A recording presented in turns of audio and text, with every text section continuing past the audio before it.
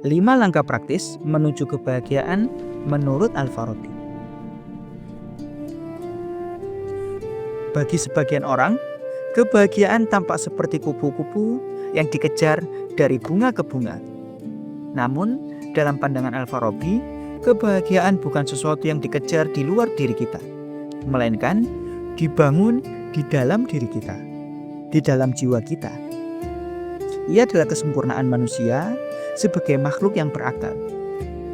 Kebahagiaan bukan ledakan emosi, melainkan kematangan eksistensi. Berikut adalah 5 langkah yang bisa kita gunakan untuk mencapai kebahagiaan. 1. Meluruskan tujuan hidup.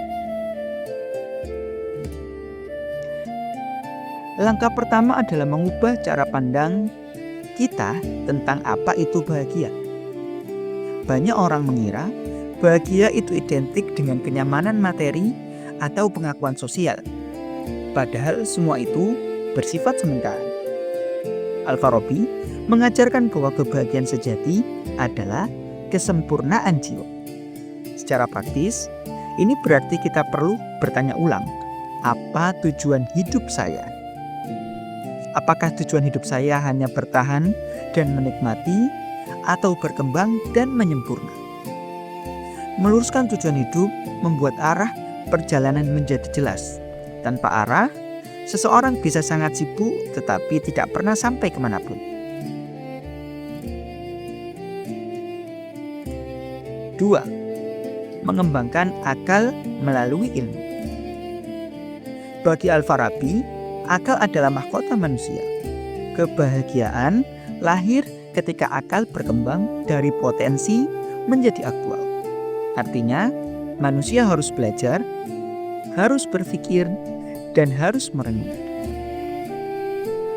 Secara praktis, kita bisa melakukan kegiatan-kegiatan berikut ini, yaitu membiasakan membaca dan mengkaji ilmu, melatih logika agar berpikir secara runtut, dan merenungkan makna di balik pengalaman hidup. Ilmu bukan sekedar pengetahuan yang disimpan, tetapi cahaya yang menerangi jiwa. Ketika akal tajam dan jernih, manusia tidak mudah terseret oleh emosi atau dorongan sesaat. 3. Melatih keutamaan moral. Akal yang cerdas perlu ditemani oleh akhlak yang kokoh. Tanpa moral, kecerdasan justru bisa menyesatkan. Al-Farabi menekankan pentingnya keutamaan seperti keadilan, sifat keberanian, dan kebijaksanaan dalam mencapai kebahagiaan.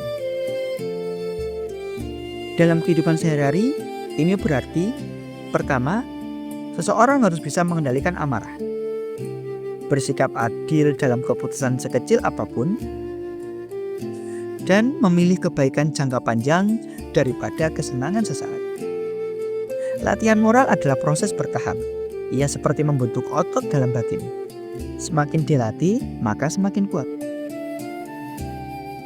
Yang keempat, hidup dalam lingkungan yang baik. Manusia tidak hidup sendirian. Dalam karya politiknya, yakni Al-Madinah Al-Fadilah, Al-Farabi menjelaskan bahwa kebahagiaan ideal terwujud dalam masyarakat yang saling membantu menuju kebaikan. Secara praktis, berarti kita bisa mulai untuk memilih pergaulan mana yang mendorong pertumbuhan intelektual dan spiritual kita. Yang kedua, terlibat dalam komunitas yang membangun nilai kebaikan. Dan yang ketiga, menghindari lingkungan yang menormalisasi keburukan. Lingkungan yang baik mempercepat pertumbuhan jiwa kita. Lingkungan yang buruk justru akan menghambatnya bertumbuh, menjadikan diri kita stagnan dan tidak pernah bisa berkembang. Yang kelima, menyatukan ilmu, amal, dan kesadaran ilahi. Puncak kebahagiaan menurut Al-Farabi adalah ketika akal mengenal Tuhan sebagai sebab pertama seluruh wujud. Pengetahuan ini bukan hanya keyakinan, tetapi pemahaman mendalam yang menyatukan ilmu dan ibadah. Langkah praktisnya adalah yang pertama, mengamalkan ilmu yang dipelajari, menghubungkan setiap aktivitas dengan tujuan mendekatkan diri kepada Tuhan. Dan yang ketiga, menjadikan refleksi spiritual sebagai bagian dari rutinitas. Ketika ilmu dipraktikkan dan diarahkan kepada Yang Maha Sempurna, jiwa menemukan ketenangan yang tidak mudah terguncang oleh perubahan dunia. Simpulan, kebahagiaan menurut Al-Farabi bukanlah hadiah instan, melainkan hasil dari proses pembentukan diri. Ia lahir dari tujuan hidup yang benar, akal yang berkembang, akhlak yang terlatih, lingkungan yang baik, serta kesadaran ilahi yang mendalam. Singkatnya, bahagia adalah ketika manusia menjadi versi terbaik dari potensi akalnya dan berjalan selaras dengan kebaikan tertinggi. Bukan sekedar merasa senang, tetapi menjadi sempurna dalam kapasitas kemanusiaannya. Intinya, bahagia adalah ketika manusia menjadi manusia yang sempurna, manusia yang utuh, yang bisa mengoptimalkan semua potensi dalam dirinya, bukan malah terjebak pada rutinitas yang fana, kesenangan-kesenangan yang semu.